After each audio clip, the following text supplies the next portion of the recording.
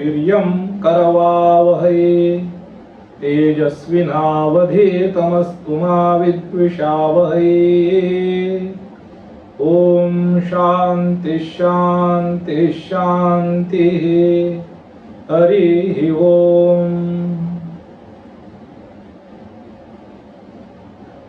पार्थाय प्रतिबोधितां भगवता नारायणेन स्वयं व्यासेन ग्रथितां पुराणमुनिना मध्ये महाभारतम् अद्वैतामृतवर्षिणीं भगवतीं अष्टादशाध्यायिनीम् अम्ब त्वाम् अनुसन्दधामि। भगवद्गीते भवद्वेषिणीम् वसुदेवसुतं देवं कंसचाणूरमर्दनं देवकी परमानन्दं कृष्णं वन्दे जगद्गुरुम्।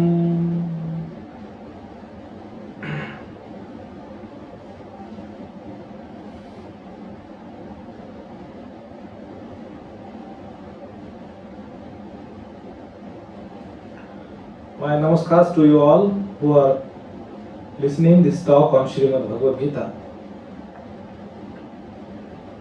We are in the 7th chapter of Srimad Bhagavad Gita, Saptamodhyayah. The name of this chapter is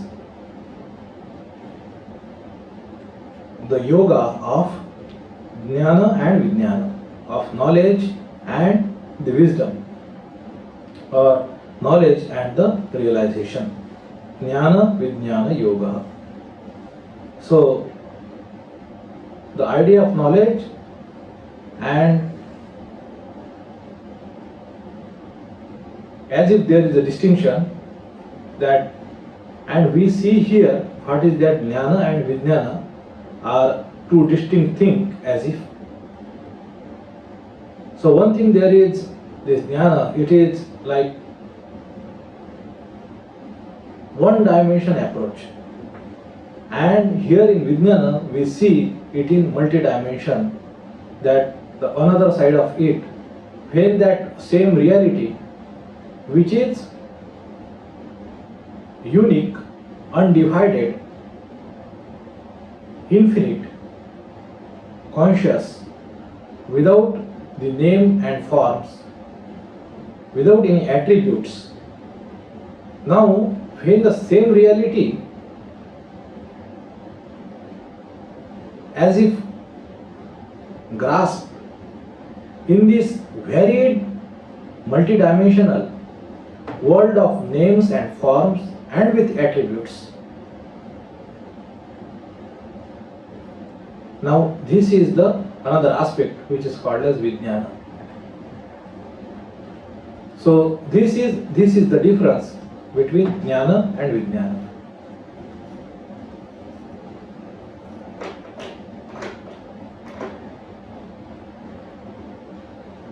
Now we will sing the verses with respect to this. Sri Ramakrishna gave very one wonderful example, and his examples, they are to be understood in a context or the point which he wanted to make using that analogy. So then only his examples can be evaluated how important and how revealing they are. So, for example, I do not see in of great spiritual giants, of course. So, I do not. My intention is not to compare one with other, but just as a curious observer, it struck upon me. So, Sri Ramakrishna very plentifully he used this word Vijnana in his teachings. Jnana and Vijnana. So his ideas is says that as long as there is knowledge, there is ignorance. So as long as there is Jnana, there is Ajnana. And he further says that like when a thorn pricks our foot. So this is generally, because happens in village side, and he was born and grew up in a village rural side. So he uses that example. So what do we do when a thorn pricks our heel, suppose, our leg? So what do? We take another thorn and remove the thorn which is the source of a pain for us. Isn't it? So he says that thorn which is already pricked in our heel, so that is Ajnana. We take another thorn, that is Jnana. With the help of Jnana, we remove Ajnana. And that is the thing. So very clearly he mentions that Jnana is one thing, Ajnana is one thing, and Vijnana is another thing. Like as I was referring to, I gave you two examples which he used. One is of the Kashi and one is of the milk. He said that some people might have heard about Kashi, that is Varanasi. Some people might have seen it or might have visited it once. That is one thing. But there is altogether another thing, the person who lives there, to know Kashi, how to know about it. So knowing Kashi by hearing about it, about that city, by visiting it once, it is knowing it better, and by living there. So one cannot compare the degree of knowledge of that person, of that experience. This is one example. Another example I gave about the milk. Somebody has heard about the milk, somebody has seen the milk, and some person is drinking that milk every day and become, very stout and fit by the nutrition of that milk. So this is another thing. So he says, he compares this idea that talking and knowing about God without doing anything, any spiritual sadhana, spiritual practice, and that is another thing, one thing, those words, without having experienced the rigor of spiritual practice. Now, going through the rigor of spiritual practice and understanding and experiencing God, that is another thing. Or realizing God and living with Him altogether, now that thing is class apart. So his idea of Vijnana, now I give you the third analogy which he used. Now he says, now this is in the context of the method of the Vedantists which they follow. They say, neti, neti, that this is not it, this is not what, this is not the Brahman. This is not the consciousness, this is not what they are seeking, this is not the pure subject. Everything is objectified. Everything you know is objectified. We want to know the knower, which is never an object of knowledge. Alright? So that's why this method is followed of discrimination. So not this, not this, not this. When there would not be any discrimination or a discriminator itself, then not this wouldn't exist. As long as not this exists, there is no knowledge. So when there would be no discriminator who can discriminate not this, where knower, knowledge and the process of knowing becomes one, then there is one he has reached and he has become silent, because who will speak? Now, referring to this process of neti neti, Sri Ramakrishna, he takes the example of a staircase. By staircase, you go and climb up the roof of a house. As if you are discarding one by one of the lower degrees of your experiences, whatsoever you know as real, you are giving up that, not this, not this, and so in that sense you are climbing steps one by one up. Alright. So now you are climbing up the staircase.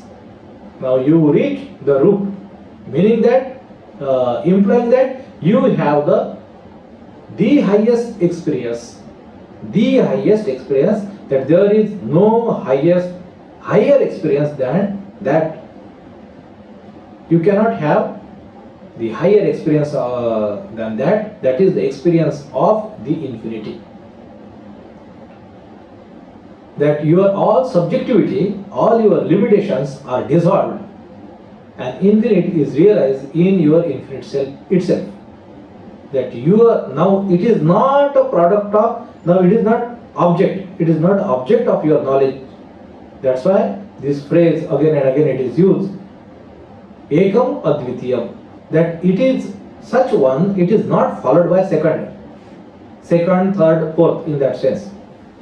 It is not followed by that. So it is such one. Now, meaning that if it would be an object of your knowledge, so that would be one and you would be second, who knows it, who is objectifying it. So this is not that kind of knowledge. Here the knower and knowledge is one, that experience he has. Okay. So that is the highest experience implied by that going to the roof in that analogy. Now what do you see? Sri Ramakrishna says that you see that the material with which this roof is made, staircase, is also made up of the same materials. Now this is something wonderful exposition. That he says, in classical Vedantic literature, there are several, we can say, like for example, Yoga Vasishtha is there, Panchadashi is there. Upanishad do not dwell into much this philosophical implications of the revelations made in the Upanishads. Though of course those ideas come. The idea that what is the world. Now most important focus of the Vedanta is what is the reality, and reality of the self, what is the ultimate reality. But they are not going as if this second part of it. So it is almost overlooked in the traditional Vedanta. It comes in the Vedanta, Yoga Vasishtha. Sri Ramakrishna refers to it in his in the Gospel of Sri Ramakrishna. We see that. So Sri Ramakrishna refers to it. So Sri Ramakrishna, after being tutored by Vasishtha in the knowledge of the Upanishads, etc., he develops tremendous dispassion and he wants to renounce the world. And he is completely disinterested in anything of this world, this household, even his parents, even his siblings. So his heart, is completely detached, pulled away from this. He is no more interested. He wants to go to the forest to meditate on this, on Brahman. Want to realize it only, want to commit to it, dedicate to it, etc. So at a young age, Sri Ram, disposition of the mind of Sri Ramachandra. So they sent for Vasishtha, and then Vasishtha comes, and then his Vasishtha is Guru, his master. So he now is having tarka with Sri Ramachandra. That was the method, that is the method of coming to the truth, going for the truth, that giving logical arguments. that is called as Tarka. These arguments are of the different types, Tarka, Vada, Vitanda, etc. So Tarka is considered to be the greatest because its only objective is to arrive at the truth. That alone is called as Tarka. It is Vedantist and especially Shankaracharya heavily employs it. Tarka is developed by on the Nyaya among the 6 darshanas of the Hindu Astika darshanas. One darshana is Nyaya, Vaisheshika, then Yoga, Sankhya and Mimamsa and Vedanta. These are the 6 darshanas. Now, this Tarka based on Nyaya, Vasishtha says to him that do reasoning with me, do the Tarka. You explain me, this world is not Brahman. This is what argument forwarded by Vasishtha to Ramachandra. And Ramachandra immediately realizes, if everything is Brahman, world indeed cannot be other than Brahman. And thus he dissuades Sri Rama to stay at home, not to go to the forest. Now this idea, as I referred, that this comes in Yoga Vasishtha. Your Upanishads talk about it, but in practice, if we see Swami Vivekananda's lectures in India, there is one book, in our bookstore you will find that, Lectures from Colombo to Almora. So, they are considered to be that lectures from Colombo to Almora, meaning that when Swami Vivekananda arrived from the west and he landed at Ceylon, and since then whatever talk he gave till this journey of say 97 to 1901, so 3 to 4 years until when he again went back to US, and after coming back he didn't travel much. So those years he went to different places, he was welcomed and he addressed the Indian masses. Now this is his direct message to his own brethren, and he is unforgiving, unmerciful in pointing out the faults of our practices, of our civilization in that time. He never shown any fault of ours when he was in the West. Never he spoke anything negative of his country, his beloved countrymen, their practices. He only spoke from the positive standpoint of view. But when he was here and he strongly, boldly, without leaving any quarters, he pointed out our own faults and how we should surmount. It was not from the kind of condensation, a criticism, or blaming, or condemning, or patronizing, and it was not in the spirit of how lowly you are and how West is the great civilization. It was not in that spirit. Swami said once to Nivedita that I am born, not to Sister Nivedita, to Mary Hell, most likely in a letter. He said, I am born without this pain called jealousy. That I do not have that ever. Swami said that. Now, the important point is, in these lectures, we see that Swami Vivekananda emphasizing his lectures, the the annexure to the lectures, what we got the group of lectures called Jnana Yoga. There is 4 lectures on the practical Vedanta. These ideas, Swami Vivekananda who studied at the feet of his master Sri Ramakrishna Paramahansa. We see that Sri Ramakrishna upheld in bringing out this, the corollary of this central theme of the Vedanta, this idea that we have lost the practical side of it, that this world is not without Brahman, this world is one with God. Now this thesis, how it should form our attitude, approach toward life, and how should it influence and moderate our behavior, our thinking. Now we see here in the Bhagavad Gita the same idea here. What is the idea?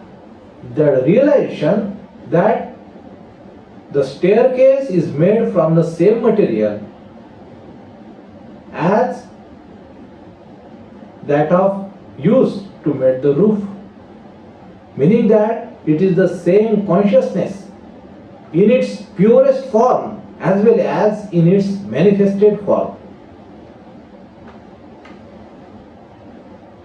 And making this as the basis of our ethics, morality, dharma and behavior and our judgments of our discretions and different goals and objectives we have in our life and how to conduct ourselves.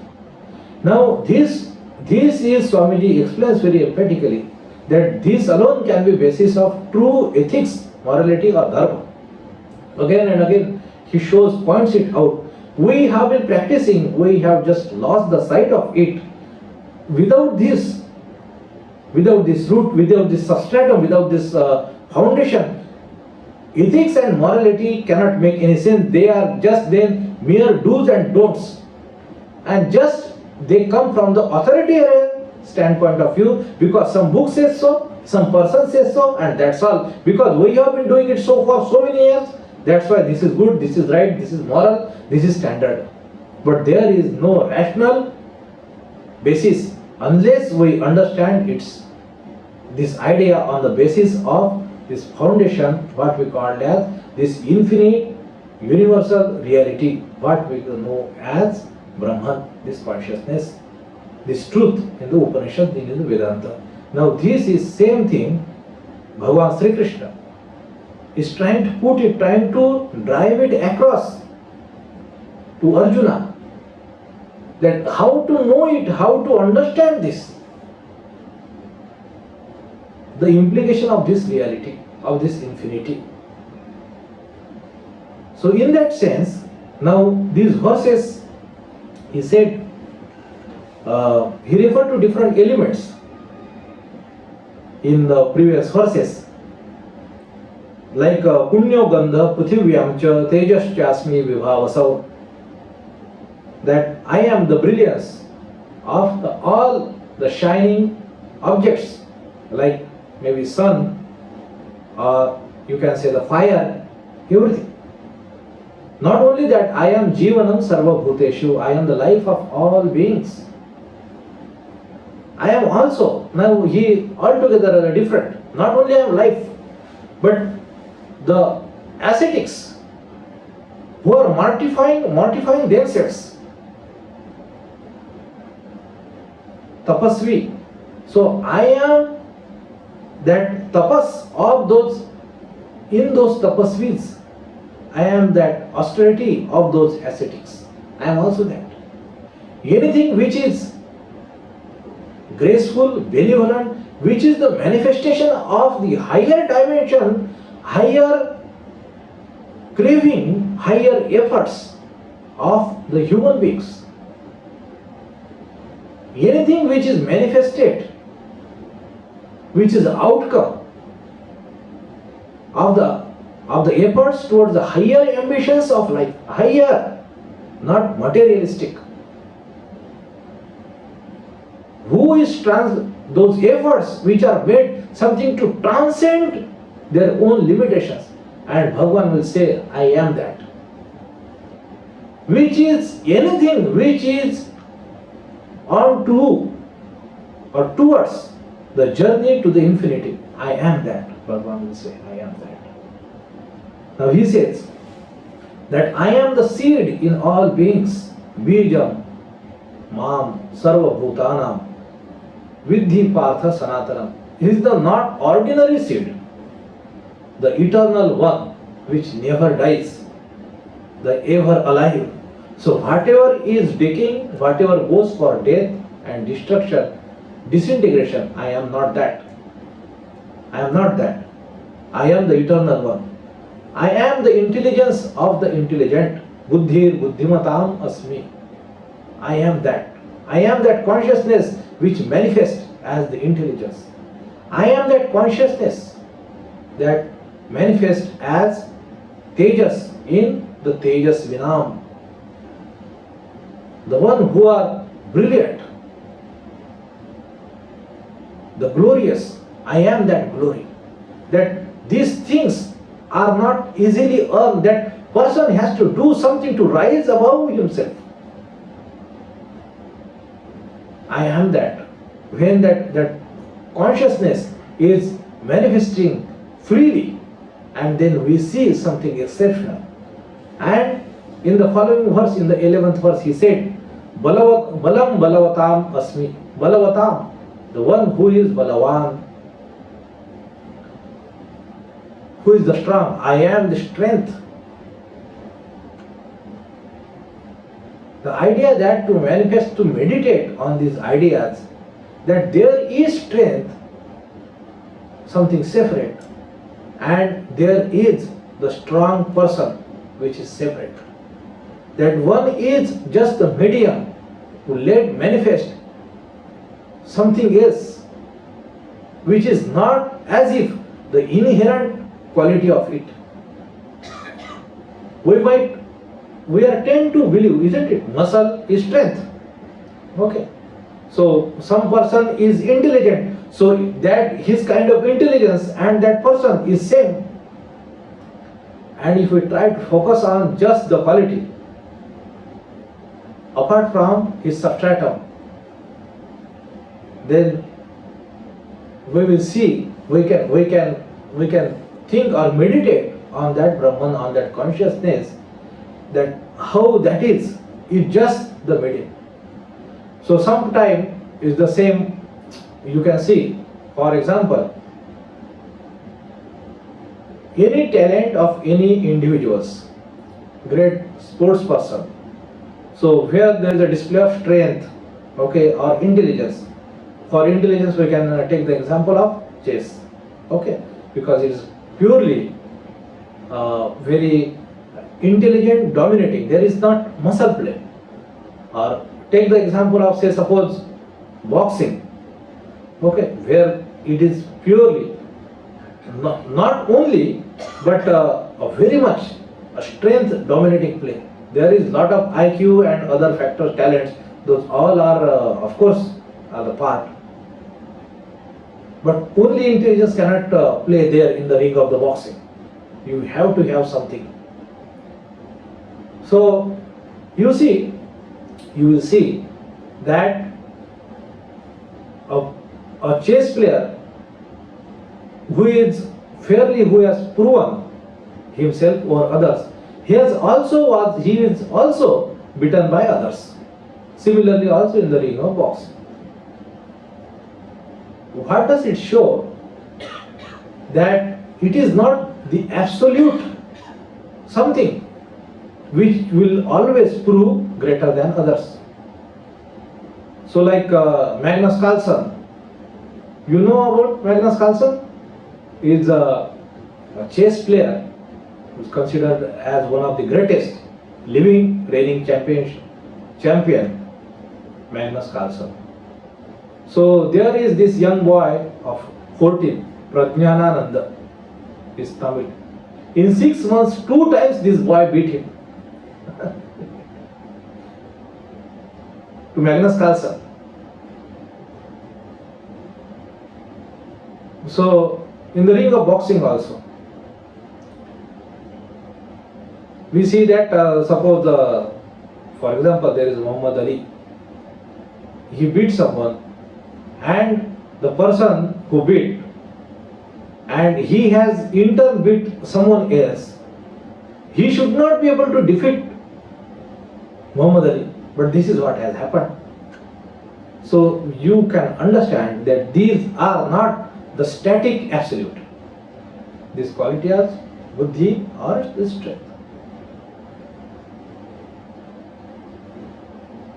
Now, the brain of that individual, the muscles of those sports person, they are always there. They were nothing lacking, or there was no, so to say, a physical drain or drag upon it, isn't it? So, still in those highest spheres to succeed, this flow of this consciousness, if I can use this word, in the sense of this, their integrity of their all faculties, inner faculties, they have to be there, otherwise they cannot perform at their best. Even though his brain is there, his training and everything is there, his muscles are there and everything is there, they can be defeated. They cannot perform their way. So we are considering here the idea of strength and intelligence separate from the people who behold them. Do you understand this? Now Bhagavan is saying, I am the strength of a strong person. Balam balavatam asmi.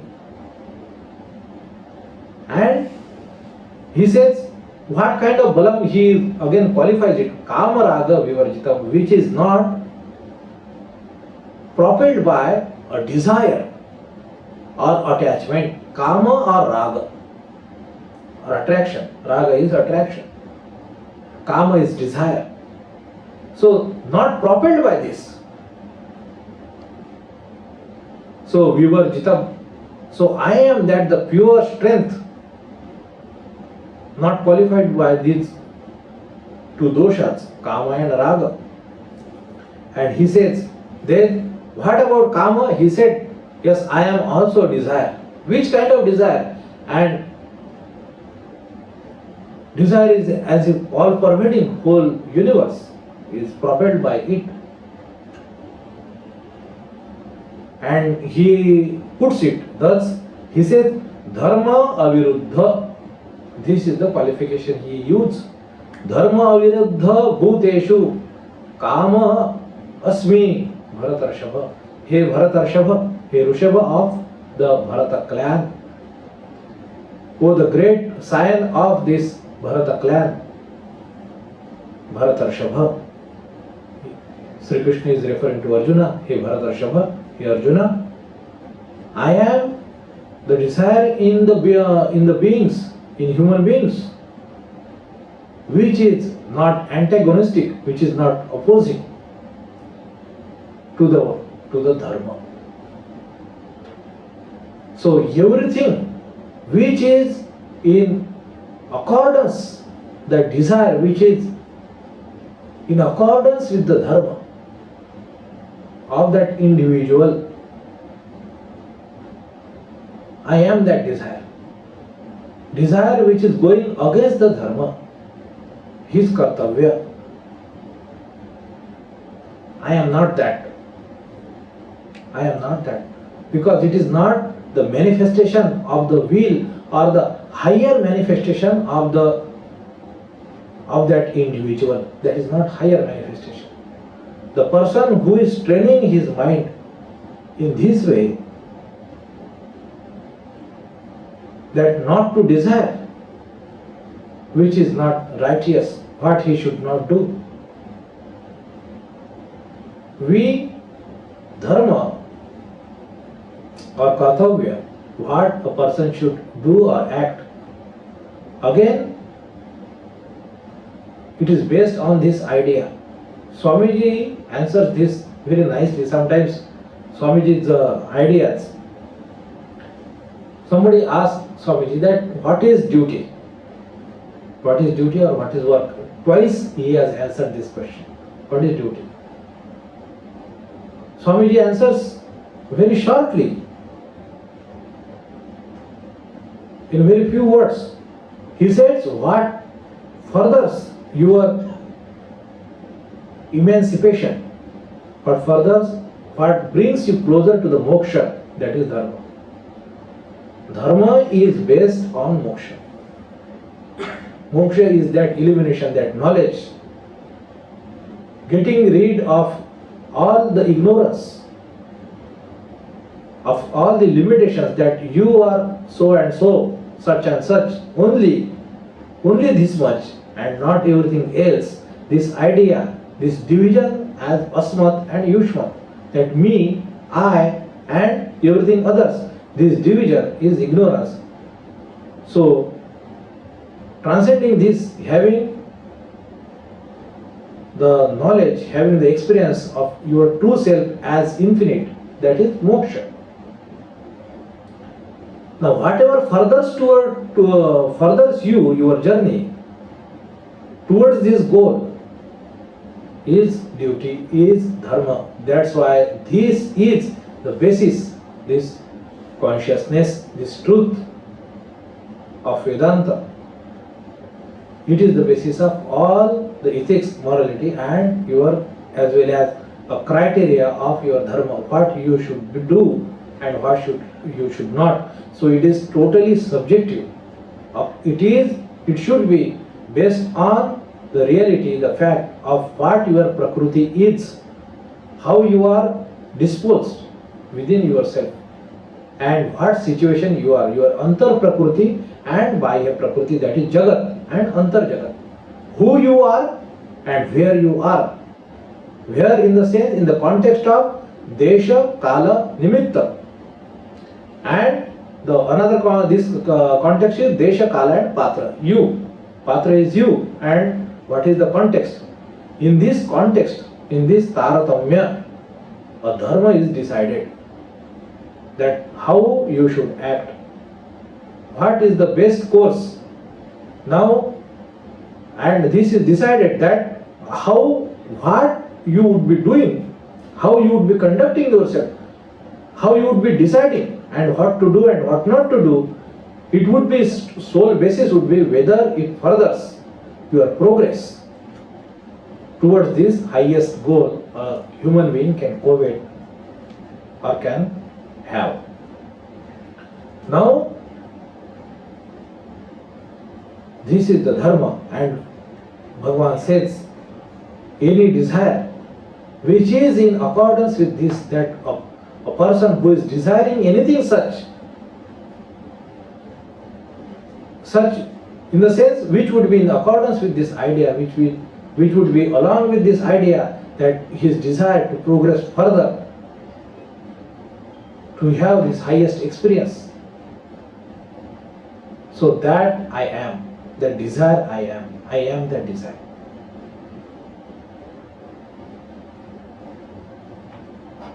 So it is in accordance with who you are and in what context you are, where you are taking this decision, in what context. Desha, kala and nimitta. So this is dharma, and in this dharma, along with dharma, your desire, your kama, if it is not, your desire is not antagonizing the dharma, then I am that desire, indeed. So all desire which is to sustain this dharma, sustaining yourself, that individual, that I am. So dharma aviruddha bhuteshu kamasmi bharatarshava. This is the idea. Now he makes all the more, then you might say that he is making only nice things of the world about himself, and he makes the very bold and sweeping statement. He says, echaiva satvika bhava. Not only satvika. He says all these satvika bhavas. And then he says, rajasas tamasascha e. Not only satvikas, but rajasic and tamasic. All these bhavas. Matta eveti tan vidhi. That all these bhavas means these different expressions of the mind, different that monovrittis, that they come from me only. Matta eva eti. that they sprouts from, they springs from me only. Me, the consciousness, the Brahman. Know that. And then he further says, Na tu aham teshu, but te mayi. So he says that, but tu means but. I am in them, but they are not in me. Aham teshu, but no, they are not in me. So in pure consciousness they do not exist, but in this manifestation consciousness always exists. That is the implication. That is the idea. So what does they mean, and what does this idea that all the not only sattvika but rajasic and tamasic bhavas are also, they come from me, but this should be considered in accordance with the earlier statement made, dharma viruddha bhuteshu kamosmi bharatarshava. So how this your rajasa and tamasa also can be in accordance with the dharma. That is the idea. So in that sense, all this sattvika, rajasika, tamasika, if they are all in accordance with the dharma, then only I am that. That they are the higher. There is the higher manifestation of the Brahman consciousness in the God. Otherwise, even if it is sattvic and not accordance with the dharma, so there is injustice, and you are supposed to rise and call it out and fight, showing the rajasa. You are not doing that. So it is not the manifestation of the divine. That is the idea. For a soldier, he will have to kill, he will have to show the aggression, he will have to be merciless on the battlefield. It is his dharma, he has to do that. Being soft-hearted, then that is not the manifestation. So he will have to show the tamas. Not able to show that I am not that. That is not the divine manifestation. That is the idea, how wonderful it is that God is present, that divine is present in all this, not only sattvika, rajasika, tamasika, everything is divine, provided it has to be in accordance with the dharma. If only it is sattvika, then only it is divine.